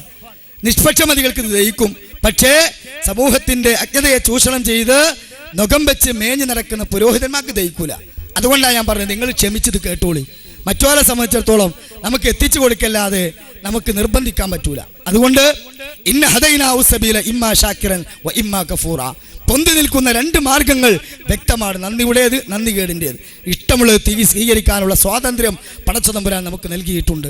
അങ്ങനെ എല്ലാ നിലക്കും മുസ്ലിം സമുദായത്തിൻ്റെ എല്ലാ ഭൗതികമായ ഒരു നേട്ടങ്ങൾക്കും ഇസ്ലാഹി പ്രസ്ഥാനം കോട്ടം സംഭവിച്ചിട്ടില്ല. അതിനു മുമ്പിൽ കീറാമുട്ടികൾ വലിച്ചിട്ടില്ല. സമുദായത്തിന്റെ അജ്ഞതയെ ചൂഷണം ചെയ്തിട്ടില്ല. അവരുടെ ഭൗതികമായ ഏതെങ്കിലും ഒരു ഉന്നമനത്തിന് പിന്നിൽ ഞങ്ങൾ ഒരിക്കലും തന്നെ പ്രവർത്തിക്കാതെ അതിനുവേണ്ടി കഷ്ടപ്പെടുന്ന ആളുകൾക്കെതിരെ ഫത്വ പുറപ്പെടുവിച്ചിട്ടില്ല. സഹോദരങ്ങളെ, സ്വാതന്ത്ര്യ സമര സേനാനികളായി ഇന്ന് കേരളത്തിന്റെ ഇന്ത്യയുടെ ചരിത്രത്തിൽ ഉത്തുംഗതയിൽ നിൽക്കുന്ന പ്രഗത്ഭരായ ഇസ്ലാഹി പ്രസ്ഥാനത്തിന്റെ സ്വാത്വികന്മാരെ നിങ്ങൾക്കൊക്കെ അറിയാം, ഞാൻ പറയേണ്ടതില്ല. പാഠപുസ്തകങ്ങളിൽ പോലും ഇന്ന് വളരെ വ്യക്തമായി കൊണ്ട് അങ്ങനെ ആ പ്രസ്ഥാനത്തിന്റെ നേതാക്കന്മാരുടെ ചരിത്രങ്ങൾ വന്നപ്പോൾ ചില ആളുകൾക്കൊക്കെ അത് പ്രയാസമുണ്ടായിട്ട് പ്രകടനം വിളിച്ചിട്ട് പാഠപുസ്തകത്തിൽ മാറ്റണം. കാരണം എന്താ, പിൽക്കാലത്ത് വന്ന സുന്നിക്കുട്ടികൾ ഈ ചരിത്രങ്ങളെങ്ങാനും അയവിറക്കിയാൽ പൂർവ്വകാല നമ്മുടെ നേതാക്കന്മാരുടെ അവസ്ഥയും മനസ്സിലാക്കിയാൽ ആരായിരുന്നു സമുദായത്തെ ഇരുട്ടിലേക്ക് വലിച്ചതെന്ന് അറിയല്ലോ എന്ന് വിചാരിച്ചിട്ട് അതിൽ നിന്ന് മാറ്റാൻ വരെ മെനക്കെട്ടിട്ടുണ്ട്. അങ്ങനെ ഈ മുസ്ലിം സമുദായം ഒരുമിച്ച് കൊണ്ട് ഇവിടെയുള്ള ഹിന്ദുവിനോട് കൂടി, ഇവിടെയുള്ള ക്രിസ്ത്യാനികളോട് കൂടി, ഇവിടെയുള്ള എല്ലാ താഴ്ന്ന വിഭാഗത്തോടും ഒരുമിച്ച് കൊണ്ട് തോളോട് തോളൊരുമിക്കൊണ്ട് ഈ പാശ്ചാത്യരായ ബ്രിട്ടീഷുകാരുടെ ആ ഏകാധിപത്യത്തിൽ നിന്ന് അവരുടെ ബൂട്ടിന്റെ ചവിട്ടുകളും ലാത്തിയുടെ അടികളും തോക്കിന്റെ ഉണ്ടകളും ഏറ്റുവാങ്ങിക്കൊണ്ട് വിരുമാറി നിവർത്തിക്കൊണ്ട് അവരുടെ കൂടെ സ്വാതന്ത്ര്യ സമരരംഗത്തെ ശക്തമായി നിലയുറപ്പിച്ച് അങ്ങനെ ആ രൂപത്തിൽ മുസ്ലിം സമുദായത്തിന്റെ നായകന്മാരായി ഒരുമിച്ച് സമൂഹത്തിന് മുഴുവൻ നന്മ വിതറുന്ന പ്രവർത്തനങ്ങളിലേക്ക് പ്രഗത്ഭരായ ഇസ്ലാഹി പണ്ഡിതന്മാര് ഇറങ്ങി അങ്ങനെ ആ രൂപത്തിൽ ഖുർആനിലേക്കും സുന്നത്തിലേക്കും തിരിച്ചുവിട്ട് നല്ല ഒരു പണ്ഡിത സംഘടന രൂപീകരിച്ച് പുറത്തു വന്ന പ്രസ്ഥാനാത്.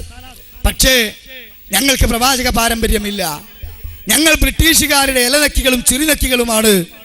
ഞങ്ങൾ എന്ന് പറഞ്ഞ ഉമർ ഖത്താബ്, അബൂബക്കർ റളിയല്ലാഹു അൻഹു, Usman bin Affan, Ali bin Abi Talib റളിയല്ലാഹു അൻഹു ഇങ്ങനെയുള്ള പ്രഗത്ഭരായ സ്വർഗം വാഗ്ദാനം ചെയ്ത അഹ്ലു സുന്നത്തിന്റെ ആലിമീങ്ങളുടെ പാരമ്പര്യമാണ് ഞങ്ങൾക്കുള്ളത്. അതുകൊണ്ട് മുജാഹിദുകളായ ഇവർ ബ്രിട്ടീഷുകാരുടെ ചാരന്മാരാണ്, ചിറുനക്കികളാണ്. ആരാ പറയുന്നത്? നവോത്ഥാനത്തിന്റെ ശത്രുക്കളായി മലബാറിൽ സ്വാതന്ത്ര്യ സമരത്തിന് പിന്നിൽ നിന്നുകൊണ്ട് ബ്രിട്ടീഷുകാർക്ക് ഓശാന പാടിയ പുരോഹിതന്മാര് ഇന്ന് തിരിച്ച് നമ്മളിലേക്ക് ആരോപണം ഉന്നയിക്കുകയാണ്. കേട്ടോളൂ നിങ്ങൾ. ഒന്നുണ്ട്, നിങ്ങൾ ഫോളോ ചെയ്തത് പിൻപറ്റുന്നതും ബ്രിട്ടീഷുകാരെയാണ്, അള്ളാഹുവിന്റെ റസൂലിന്റെ സ്വഭാവത്തിനെയല്ല. നിങ്ങൾ പിൻപറ്റുന്നത് ബ്രിട്ടീഷുകാരെയാണ്. ബ്രിട്ടീഷുകാരെ ഇലനക്കികളും ചിറുനക്കികളുമായി കഴിഞ്ഞ മുൻകാലത്തെ മൗലവിമാർ, കെ എം മൗലവി, വക്കം മൗലവി, അങ്ങനെ തുടങ്ങി ടി കെ മൗലവി, ആ മൗലവിമാരെയാണ് നിങ്ങൾ ഫോളോ ചെയ്യുന്നത്. ഞങ്ങളോ ബഹുമാൻ Siddiqul Akbar, Umar Farooq, Ali bin Abi Talib, Usman bin Affan റളിയല്ലാഹു തആല അൻഹും വറഫഅനാ ബിഹിം ആമീൻ, ഇതുപോലുള്ള മഹാന്മാരെയാണ്. അതുകൊണ്ടാണല്ലോ നമ്മളൊക്കെ വല്ല സമ്മേളനം നടക്കുമ്പോൾ മുദ്രാവാക്യം വിളിക്കൽ എങ്ങനെ? നമ്മളെ നേതാക്കന്മാരെ പേരാ എങ്ങനെ വിളിക്കല്? ഖൂലൂ തക്ബീർ അല്ലാഹു അക്ബർ, ഹമാരാ തക്ബീർ അല്ലാഹു അക്ബർ. പിന്നെ നമ്മൾ വിളിക്കുന്നത് ബദറിൽ കേട്ടൊരു മുദ്രാവാക്യം ലാ ഇലാഹ ഇല്ലല്ലാഹ്, ഉഹുദിൽ കേട്ടൊരു മുദ്രാവാക്യം ലാ ഇലാഹ ഇല്ലല്ലാഹ്. അതാണ് ഞങ്ങളുടെ മുദ്രാവാക്യം, ലാ ഇലാഹ ഇല്ലല്ലാഹ്. അലിപുലി ഹംസത്തു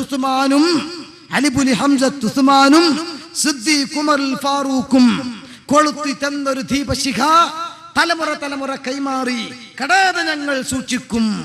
നമ്മളെ മുദ്രാവാക്യം അപ്പോ നമ്മൾ ബ്രിട്ടീഷുകാരന്മാരാണ്, അവരുടെ ചിരിനക്കികളും ഇലനക്കികളുമാണ്.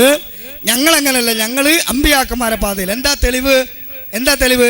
ഞങ്ങൾ ആദർശം നോക്കൂ, ഞങ്ങളുടെ കർമ്മങ്ങൾ നോക്കൂ, ഞങ്ങളുടെ ജീവിത രീതി നോക്കൂ എന്നല്ല, മറിച്ച് ഞങ്ങളെ പ്രകടനം നോക്കൂ. അലിപുലി ഹംസത്ത് ഉസ്മാനും അതുപോലെ മറ്റുള്ള സഹാബികളും കൊളുത്തി തന്ന ദീപശിഖ കടാതെ ഞങ്ങൾ സൂക്ഷിക്കുന്നു. അത് മുഴുവൻ ഊതിക്കെടുത്തിയിട്ട് അന്നത്തെ അബൂജാഹിലിന്റെ ഉത്തുബത്തിന്റെ ശൈബത്തിന്റെ വിശ്വാസം പ്രചരിപ്പിച്ചെടുക്കണം കൗമാത് അല്ലേ? എന്നിട്ട് ഓലിപ്പ പ്രസംഗിക്കുകയാണെന്ത്? പ്രകടനം അതായിരുന്നു. എന്നാ അതാണോ പ്രകടനം? അത് പണ്ടുള്ള കുറെ സമസ്തന്റെ സാധുക്കൾ ചെയ്തിട്ടുണ്ടാവും. പക്ഷേ തീവ്ര സുന്നികളായ കാന്തരന്തൂരികൾ വന്നോടുകൂടി ആ അലിപുലി അംശത്തൊക്കെ പോയി. ഇപ്പൊ പ്രകടനം എന്തായി? കേട്ടോളി നിങ്ങൾ ഇപ്പത്തെ പ്രകടനം എന്താന്നുള്ളത്.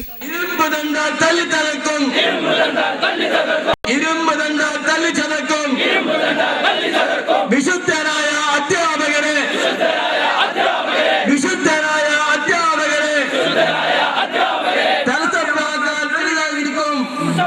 അസഭ്യമാക്കാൻ തെറി വിളിക്കും.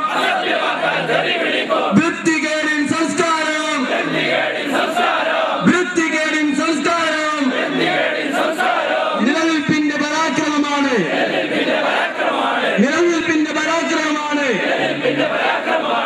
നാട്ടിലെ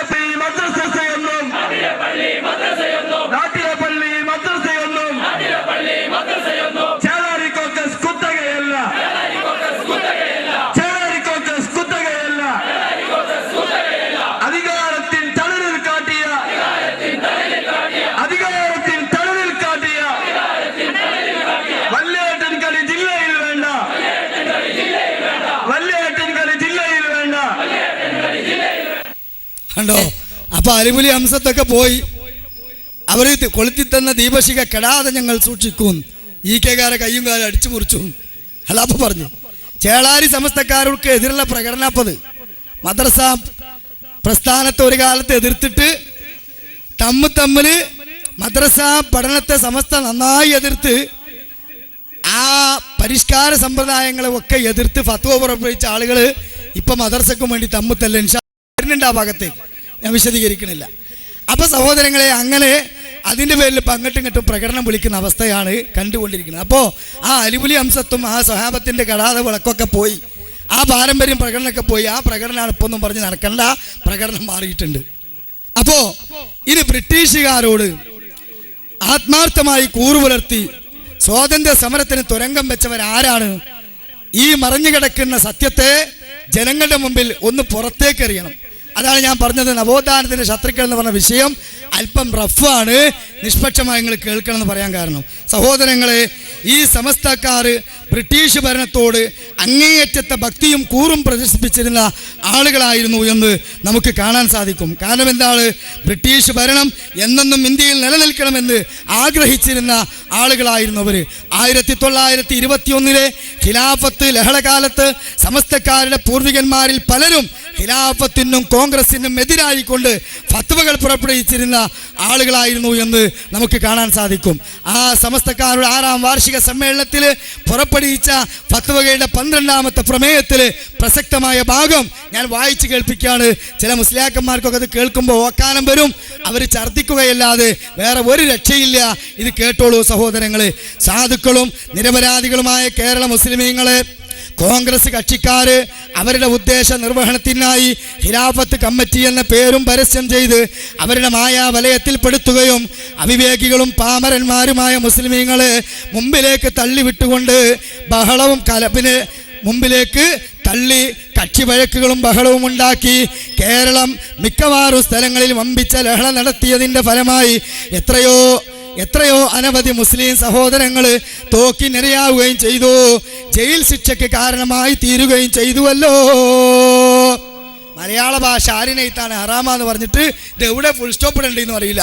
ഒറ്റ വാചകമാണ് ഇപ്പോൾ വായിച്ച്, ദീർഘമായ വരികൾ. അങ്ങനെ ആ തരത്തിൽ കോൺഗ്രസ് കക്ഷിക്കാരും ഖിലാഫത്ത് കക്ഷിക്കാരും സ്വാതന്ത്ര്യ സമരത്തിന് വേണ്ടി വിരുമാറി കാണിച്ച് മുമ്പിൽ വന്നപ്പോൾ മുസ്ലിം സമുദായത്തിലെ സാധാരണക്കാരെ കോൺഗ്രസിന്റെ കൂടെ കൂടാൻ പാടില്ല, ഖിലാഫത്തിന്റെ കൂടെ പോകാൻ പാടില്ല എന്ന് പറഞ്ഞുകൊണ്ട് ഫത്വ പുറപ്പെടുവിച്ചാണ് നിങ്ങൾ വായിച്ചത്. ഇനിയും കേട്ടോളൂ. ഭരണകർത്താക്കളോട് എതിർക്കലും അവരുടെ കൽപ്പന അനാദരവ് ചെയ്യലും മതവിരോധമുള്ള കാര്യമായിരിക്കെ കോൺഗ്രസ് കക്ഷിക്കാരുമായി യോജിക്കലും അവരോട് സഹകരിക്കലും ഒരിക്കലും യഥാർത്ഥ മുസ്ലിമീങ്ങൾക്ക് ചെയ്യുവാൻ പാടില്ലാത്തതാകുന്നു. എവിടെത്തി? ഒരിക്കലും അത് ചെയ്യാൻ പാടില്ലാത്തതാകുന്നു എന്ന് പ്രമേയം പാസാക്കിയെന്ന് മാത്രമല്ല, വളരെ രസകരമായ ഒരു കാര്യം കൂടെ ഇതിൽ നമ്മൾ വായിക്കേണ്ടതുണ്ട്. എന്താണെന്നറിയോ? ആ പ്രമേയത്തിലെ തന്നെ 2ാമത്തെ ഖണ്ഡിക നമ്മൾ കാണുക. സമസ്ത കേരള ജംഇയ്യത്തുൽ ഉലമാ സംഘത്തിന്റെ അംഗങ്ങളായി ചേരുന്ന മുസ്ലിയാന്മാർ എല്ലാവരും കോൺഗ്രസ് കക്ഷി അല്ലാത്തവരും ഗവൺമെന്റ് കക്ഷിയും ആയിരിക്കണമെന്നും അഹ്ലുസുന്നത്തി വൽ ജമാഅത്തിന്റെ വിശ്വാസ നടപടികളോട് അതിനുള്ള ഉപകരണങ്ങളെയും പൊതു സമാധാനം സമസ്ത കേരള ജംഇയ്യത്തുൽ ഉലമാ സംഘത്തിൽ അംഗമായിട്ടുള്ള ആളുകൾ ഗവൺമെന്റ് കക്ഷിയോടാണ് കൂറു പുലർത്തേണ്ടത്. അതുകൊണ്ട് തന്നെ ഒരിക്കലും കോൺഗ്രസ് കക്ഷിയോട് അഥവാ സ്വാതന്ത്ര്യ സമരത്തിന് വേണ്ടി പ്രയത്നിക്കുന്ന ആളുകളോട് കൂറു പുലർത്താൻ പാടില്ല എന്ന് വ്യക്തമായി ഇവർ പ്രമേയം പാസാക്കുകയാണ് ഉണ്ടായിട്ടുള്ളത്. മാത്രമല്ല, ഇന്ത്യൻ വൈസ്രോയി ഇർവിൻ പ്രഭുവും പത്നിയും ദേശീയ വിപ്ലവകാരികളുടെ ബോംബാക്രമണങ്ങളിൽ നിന്ന് രക്ഷപ്പെട്ടതിൻ്റെ പേരിൽ അന്ന് സന്തോഷം പ്രകടിപ്പിച്ച ഏക പിന്തിരിപ്പൻ ഉലമാ സംഘടന അത് സമസ്തയാണ് എന്ന് വ്യക്തമായി നമുക്ക് കാണാൻ സാധിക്കും. എന്താ പറയുന്നത് കേട്ടോളി. നമ്മുടെ ഇന്ത്യ വൈസ്രോയി എർവിൻ പ്രഭുവും അവരുകളും പത്നിയും സർക്യൂട്ടിൽ നിന്ന് മടങ്ങി ഡൽഹി പട്ടണത്തിലേക്ക് പ്രവേശിക്കുന്ന അവസരത്തിൽ ഏതോ ദുഷ്ടന്മാർ ബോംബ് പ്രയോഗിച്ചതിൽ ഈ യോഗം വ്യസനിക്കുകയും ഭാഗ്യവശാൽ യാതൊന്നും ഫലിക്കാതെ പോയതിൽ അളവറ്റ സന്തോഷത്തെ വെളിവാക്കുകയും ചെയ്യുന്നു. ഖാൻ ബഹദൂർ കല്ലടി മൊയ്തീൻ കുട്ടി സാഹിബ് അവർ അവതരിപ്പിച്ചു. AP അഹമ്മദ് കുട്ടി മൗലവി അവർ പിന്താങ്ങി. കണ്ടോ? അപ്പോ എഡ്വിൻ പ്രഭുവും പത്നിയും ഇന്ത്യൻ വൈസ്രോയിയായ ഈ പാശ്ചാത്യ ലോബികള് ഈ ഇന്ത്യ രാജ്യത്തിന്റെ സമ്പത്ത് ഊറ്റിക്കുടിച്ച് ഈ ഇന്ത്യ രാജ്യത്തെ പാവങ്ങളുടെ നെഞ്ഞുകളിലേക്ക് ബൂട്ടുകൾ ഉയർത്ത, പിന്നെ ഉണ്ടകൾ ഉതിർത്ത അവരെ കൊല്ലാൻ വേണ്ടി ദേശവിപ്ലവാദികൾ ബോംബെറിഞ്ഞപ്പോ അതിന് രക്ഷപ്പെട്ടതിന് സന്തോഷം പ്രകടിപ്പിച്ച് അള്ളാനെ സ്തുതിച്ച ഏക പിന്തിരിപ്പൻ സംഘടന ഇവരാണ് സഹോദരങ്ങള് യഥാർത്ഥത്തിൽ ബ്രിട്ടീഷുകാരുടെ ഇലനക്കികളും ചിരിനക്കികളും. ഇപ്പൊ മനസ്സിലായില്ല നിങ്ങൾക്ക്? മാത്രമല്ല വരക്കൽ മുല്ലക്കോയ തങ്ങളും ബ്രിട്ടീഷുകാരും തമ്മിലുള്ള അമേദ്യമായ ബന്ധം വായിക്കാൻ സമയമില്ല, ഞാൻ കൊണ്ടുവന്നിട്ടുള്ള ലേഖനത്തിൽ അതില്ല, എൻ്റെ കയ്യിലുണ്ട്. അതിൽ പറയുന്നത് എന്താണ്? ബ്രിട്ടീഷുകാര് ഇംഗ്ലീഷ് ഭാഷ വരക്കൽ മുല്ലക്കോയ തങ്ങൾക്ക് പഠിപ്പിച്ചു കൊടുത്തു എന്നും വരക്കൽ മുല്ലക്കോയ തങ്ങൾ അവർക്ക് മലയാളം പഠിപ്പിച്ചു കൊടുത്തു എന്നും അങ്ങനെ പരസ്പരം അവർ അമേദ്യമായ ബന്ധം സ്ഥാപിച്ചിട്ട് ആ മുല്ലക്കോയ തങ്ങളുടെ വീട്ടിലേക്ക് നല്ല ഒരു റോഡ് വരെ ബ്രിട്ടീഷുകാർ വെട്ടിക്കൊടുത്തു എന്നും നമുക്ക് കാണാൻ സാധിക്കും. അപ്പൊ ആരാണ് ഈ സമുദായത്തിന്റെ ഭൗതികമായ, ആത്മീയമായ, സാമൂഹിക, സാംസ്കാരികമായ പുരോഗതിക്ക് മുമ്പിൽ കീറാമുട്ടികൾ വിറ്റ് അവരെ നഖം വെച്ച് ജീവിക്കുന്നത് എന്ന് നമുക്ക് ഈ തരങ്ങളിൽ നിന്ന് വ്യക്തമായിട്ടുണ്ട്. ഇനി ആത്മീയ രംഗത്തേക്ക് പ്രവേശിച്ചാൽ പരിശുദ്ധ ദീനുൽ ഇസ്ലാമിന്റെ അടിസ്ഥാന സ്തംഭം നമുക്കൊക്കെ അറിയാം. അല്ലാഹു സുബ്ഹാനഹു വ തആല വളരെ വ്യക്തമായി പറഞ്ഞ ഒരു കാര്യമാണെന്ത്? വമാ അർസൽനാ മിൻ ഖബലിക മിർ റസൂൽ ഇല്ലാ നൂഹി ഇലൈഹി അന്നഹു ലാ ഇലാഹ ഇല്ലാ അന ഫഅബ്ദൂൻ. ഓ നബിയെ, താങ്കൾക്കും നാം ഒരൊറ്റ പ്രവാചകനെയും അയച്ചിട്ടില്ല. എന്ത് പ്രഖ്യാപിച്ചിട്ടല്ലാതെ, എന്ത് വഹി കൊടുത്തിട്ടല്ലാതെ, അന്നഹു ലാ ഇലാഹ ഇല്ലാ അന ഫഅബ്ദൂൻ, തീർച്ചയായും ആരാധനക്ക് അർഹനായി ഞാനല്ലാതെ മറ്റൊരു ആഹില്ല, അതുകൊണ്ട് എന്നെ മാത്രം നിങ്ങൾ ആരാധിക്കൂ എന്ന വ്യക്തമായ തൗഹീദ്, ആ ലാ ഇലാഹ ഇല്ലല്ലാഹയുടെ അമരമായ സന്ദേശം, ഇസ്ലാം ദീനിന്റെ മൗലികമായ ദർശനം, അത് പഠിപ്പിക്കുവാനാണ് 1.25 ലക്ഷം പ്രവാചകന്മാർ വന്നത്. അന്ത്യപ്രവാചകനായ റസൂലുള്ളാഹി സ്വല്ലല്ലാഹു അലൈഹി വസല്ലമ ആ മക്കായിലേക്ക് കടന്നു വരുമ്പോൾ അവിടെ പരിശുദ്ധമായ കഅബാലയത്തിൽ അള്ളാഹുവിനെ മാത്രം ആരാധിക്കാൻ വേണ്ടി ഇബ്രാഹിം നബിയും മകൻ ഇസ്മായിൽ നബിയും പടുത്തുയർത്തിയ കഅബാലയത്തിന്റെ ഉള്ളിൽ അള്ളാഹുവിന് പുറമെ ആരാധിക്കുന്ന ഒരുപാട് വിഗ്രഹങ്ങൾ അതിൻ്റെ ഉള്ളിലുണ്ടായിരുന്നു. അങ്ങനെ ഇബ്രാഹിം നബിയുടെ വിഗ്രഹത്തോട്, ഇസ്മായിൽ നബിയുടെ ബിംബത്തോട്, ലാത്തമനാത്ത ഹുബൽ പോലെയുള്ള ഔലിയാക്കന്മാരുടെ ഇന്നത്തെ ജാറങ്ങൾക്ക് പകരമായിട്ടുള്ള കല്ലുകൾ സ്ഥാപിച്ചുകൊണ്ട് ആ പരിശുദ്ധ കഅബാലയത്തിൽ അള്ളാഹിനോട് മാത്രം പ്രാർത്ഥിക്കേണ്ടതിന് പകരം മക്കയിലെ മുശ്രിക്കുകൾ വന്നുകൊണ്ട് അവര് ഈ മഹാത്മാക്കളോട് പ്രാർത്ഥിക്കുന്നു, അവിടെ നേർച്ച കൊടുക്കുന്നു, അവിടെ വഴിപാടുകൾ സമർപ്പിക്കുന്നു, അവരുടെ മുമ്പിൽ സങ്കടങ്ങൾ പറയുന്നു. എന്നാൽ അള്ളാഹുവിന്റെ നാമത്തിൽ അവർ വിശ്വസിച്ചിട്ടില്ലേ?